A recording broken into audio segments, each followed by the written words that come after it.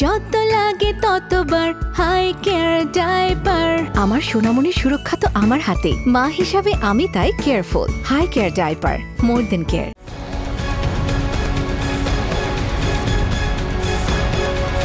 জুলাই গণঅভ্যুত্থানে মানবতা বিরোধী অপরাধের মামলায় সাবেক প্রধানমন্ত্রী শেখ হাসিনা সহ ৩ আসামির বিরুদ্ধে সাক্ষ্য গ্রহণ শেষ পর্যায়ে। প্রসিকিউশন বলছে ৮১ সাক্ষীর মধ্যে কম বেশি ৪০ জনের সাক্ষ্য গ্রহণের মধ্য দিয়ে শেষ হবে এই কার্যক্রম।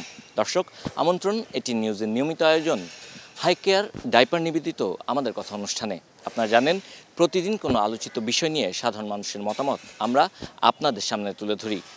জুলাই গণঅভ্যুত্থানে সাবেক প্রধানমন্ত্রী শেখ হাসিনার বিরুদ্ধে মানবতা বিরোধী অপরাধের মামলার সাক্ষ্য গ্রহণ শেষ পর্যায়ে। এই বিষয়টি নিয়ে আজ আমরা শুনব সাধারণ মানুষের মতামত। তবে তার আগে চলুন এই বিষয়টি সম্পর্কে এটিএন নিউজে প্রচারিত একটি প্রতিবেদন আমরা দেখে আসি।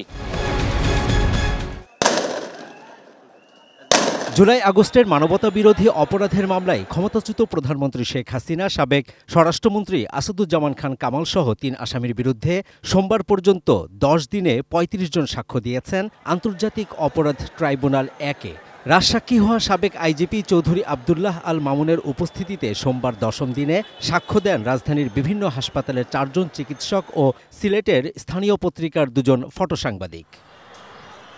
সিলেটের স্থানীয় দৈনিক ৭১-এর কথার ফটোসাংবাদিক মোহাম্মদ মহিদ হোসেন তার সাক্ষ্যে বলেন, গত বছরের ১৯ জুলাই পুলিশের সাবেক এডিসি গুলাম সাদেক দস্তগীরকে সাংবাদিক পরিচয় দিয়ে গুলি না করার অনুরোধ করার পরও পুলিশ গুলি করে। এতে মারা যান সিলেটের দৈনিক জালালাবাদের ফটোসাংবাদিক এটিএম তুরাব। পুলিশকে নিষেধ করেছিলেন যে আমরা সাংবাদিক পেশাগত দায়িত্ব পালন করছি, হাত তুলে ইশারা করেছিলেন, তারপরেও তাদেরকে লক্ষ্য করে গুলি চালানো। প্রসিকিউটর মিজানুল ইসলাম জানান, রাজসাক্ষী চৌধুরী মামুন এ সপ্তাহে সাক্ষ্য দিতে পারেন। হয় এই সপ্তাহে, নয় পরের সপ্তাহে নেব। ৮১ জন সাক্ষীর মধ্যে কম বেশি ৪০ জনের সাক্ষ্য নিয়ে শেখ হাসিনার বিরুদ্ধে মামলার সাক্ষ্য গ্রহণ শেষ হবে বলেও জানান তিনি। এটুকু বলতে পারি +-40।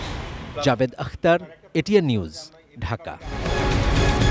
দর্শক, এতক্ষণ আমরা রিপোর্টটি দেখলাম। এবার চলুন এ বিষয়টি নিয়ে সাধারণ মানুষ কি ভাবছে তা আমরা শুনি। বাংলাদেশের জনগণের সাথে যদি ইনসাফ করতে হয়, তাহলে এই ধরনের এই যে ট্রাইব্যুনাল এই ধরনের বিচার না করে শেখ হাসিনার মতো একজন জেনোসাইডাল ম্যানিয়াককে সবার সামনে আনা উচিত, সবার সামনে বিচার হওয়া উচিত এবং এই ধরনের বিচারগুলা পাবলিকলি প্রচার করা উচিত। জুলাই অভ্যুত্থানে এমনকি আপনার প্রধানমন্ত্রী শেখ হাসিনা আপনার অনেক বছর ধরে যখন থেকে ক্ষমতায় ছিল তখন থেকে আপনার দেখা যাচ্ছে বিভিন্ন হত্যার যজ্ঞ চালানো হয়েছে আমাদের ওনার শাসনামলে। তো প্রত্যেকটা ঘটনাকে আপনার আমার মনে হয় যে পুরো জনগণ সবার দাবি যে আপনার শাপলা চত্বরে যে ঘটনা হত্যাযজ্ঞ হয়েছে, তারপর হচ্ছে আপনার জুলাই অভ্যুত্থানে যে হত্যাযজ্ঞ হয়েছে সবগুলো সুষ্ঠু তদন্ত করে বিচার করা উচিত। ট্রাইব্যুনাল ইতিমধ্যে গঠন হয়েছে যারা জুলাই আন্দোলনের সময় হত্যাযজ্ঞ চালিয়েছে তাদেরকে নিয়ে।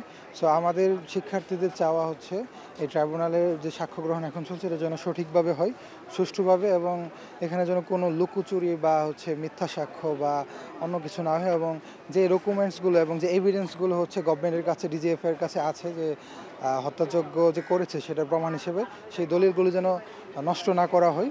এই গত ৫৪ বছরে কোনো রাজনৈতিক দলের নেতা, মন্ত্রী, এমপি যেটাই হোক, যারাই হোক, যারা অপরাধ করছে তারা কিন্তু তাদের কখনো ফাঁসি হয় নাই, বা তাদের গুরুতর অপরাধের শাস্তি হলো খুবই লঘু শাস্তি হয়েছে এবং পরবর্তীতে তারা আবার রাজনীতিতে প্রত্যাবর্তন করেছে। আমরা চাই এই পুনরাবৃত্তি না ঘটুক। শেখ হাসিনা যে গুরুতর অপরাধ করেছে, যে হত্যাকাণ্ড ঘটেছে, গণহত্যা ঘটিয়েছে, এটার জন্য তারা অবশ্যই ফাঁসি চাই। বিচারটা অন্তত ভালো কিছু আশা করি সবসময়, যেহেতু জুলাই আগস্টে আপনাদের ধরেন যে কতগুলো মানুষ প্রাণ হারাইছে, ধরেন ছাত্ররা মারা গেছে, অনেকগুলো একজন ছাত্রগুলো মারা গেছে। এখন আমি চাই যে ধরেন একটা দেশে একটা ভালো সরকার আসুক। আমার কাছে প্রত্যাশা হতে কিছু না, আমার চাই যে ভালো কোনো সরকার আসুক যেটা দেশে উন্নতি করবে, ছাত্রদের সুবিধা বুঝবে, প্রত্যেক জনগণের চাহিদা মেটাবে। শেখ হাসিনা যে হত্যাকাণ্ড চালিয়েছিল এটা আন্তর্জাতিক ট্রাইব্যুনাল আদালতের মাধ্যমে যে বিচারটা ওটা আমরা চাই সুষ্ঠুভাবে যেন এটা সম্পন্ন হয়, আর যথাযথ যে বিচারটা ওটাই যেন হয়, যেন এখানে কোনো কিছু বানানো না হয় বা কোনো পার্সোনাল কোনো ক্ষোভের মাধ্যমে যেন কোনো বিচার সম্পাদন করা না হয়। ব্রাহ্মণবাড়িয়া থেকে আপনাদের সবাইকে স্বাগত জানাচ্ছি। আমি পীযূষ কান্তি আচার্য। শেখ হাসিনার বিরুদ্ধে ট্রাইব্যুনালে সাক্ষ্য গ্রহণ শেষ পর্যায়ে। এ বিষয়ে শুনব সাধারণ মানুষের কথা।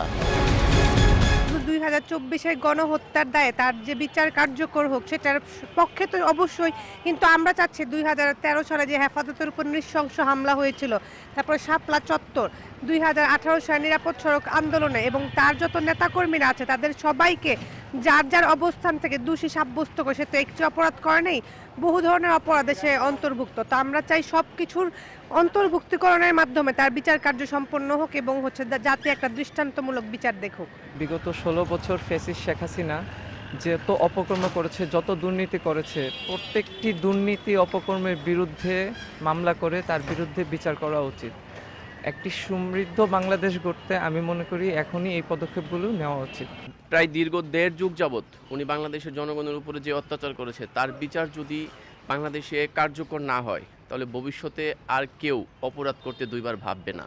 ওনার এতগুলো স্টুডেন্ট খুন করলো, এতগুলো আলেমকে উনি মারলো ওনার শুধু রাষ্ট্রীয় ক্ষমতা ধরে রাখার জন্য।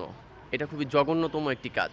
এই জঘন্যতম কাজ থেকে যদি বাংলাদেশের জনগণকে আত্মতৃপ্তি দিতে চান তাহলে অবশ্যই ফ্যাসিস্ট হাসিনার বিচার খুব তাড়াতাড়ি করতে হবে। অন্তর্বর্তীকালীন সরকার যে ম্যান্ডেট নিয়ে ক্ষমতার মধ্যে এসেছে, বিচার, সংস্কার এবং নির্বাচনের রুটম্যাপ যেহেতু দিয়েছে, আমরা দাবি করব অতি সত্বর যেহেতু ফ্যাসিবাদী শেখ হাসিনার অপরাধের বিচার করে একটি সুষ্ঠু, অবাধ, গ্রহণযোগ্য, নিরপেক্ষ নির্বাচনের ব্যবস্থা করার জন্য।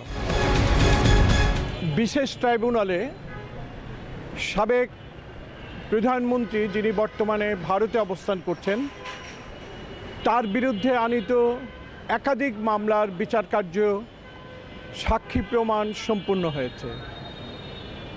এই সাক্ষী প্রমাণের পর আইনি প্রক্রিয়ায় বিচার কার্য সম্পূর্ণ হবে। এই ব্যাপারে কি ভাবছেন নারায়ণগঞ্জের সাধারণ মানুষ, সেটি আমরা তুলে ধরছি আজকে আমাদের কথায়। একজন লোক অনুপস্থিতিতে তার বিচার হইল, সে নির্দোষ না দোষী সে তো নিজে প্রমাণ করতে পারলো না। সেই হিসাবে আমি মনে করি একজন সাধারণ নাগরিক হিসাবে তাকে সেই সুযোগ দেওয়া উচিত। সে যদি নির্দোষ হয় তাহলে আইনিভাবে অবশ্যই মোকাবেলা করবে, আর যদি দোষী হয় তাহলে আইনে তার যে সাজা প্রাপ্য সেই সাজা হবে। বিচার ওনারাও অনুপস্থিত হওয়াটা অস্বাভাবিক কিছু না। উনি যে জঘন্য অপরাধ করেছে সেজন্য তার সাজা হওয়াটা আমি একান্তই কাম্য করি আর কি। একতরফাভাবে হচ্ছে, সাক্ষী যেহেতু যার নামে আর কি বিচার অপরাধ দেওয়া হয়েছে সে নাই, এই কারণে এখন একতরফাভাবে হইতে পারে, হওয়ার সম্ভাবনা আছে। যদি সরকারি আইনে সে অপরাধী হয় তাহলে তার বিচার হবে, আর যদি না হয় তাহলে তার বিচার হবে না। শেখ হাসিনাকে দ্রুত দেশে এনে এবং তার সামনে এই বিচার কার্য যাতে হয়, এবং যদি সে অপরাধী হয় তাহলে অবশ্যই তার বিচার হবে। এবং দেশের প্রচলিত আইন অনুযায়ী যদি একতরফাভাবে যে কেউ নেই, হ্যাঁ, তার বিচার কার্য বা তার রায় দেওয়া সম্ভব, যদি এমন কোনো আইন থাকে তাহলে হোক, আমরা আইনের প্রতি শ্রদ্ধাশীল।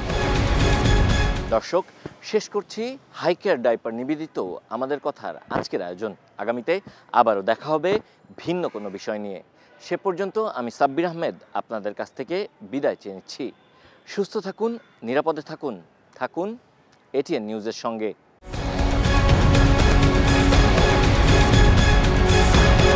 আমাদের কথা সৌজন্যে হাইকেয়ার বেবি প্যান্ট ডায়পার। যত লাগে ততবার হাই কেয়ার ডাইপার। আমার সোনামণির সুরক্ষা তো আমার হাতে, মা হিসাবে আমি তাই কেয়ারফুল। হাই কেয়ার ডাইপার, মোর দেন কেয়ার।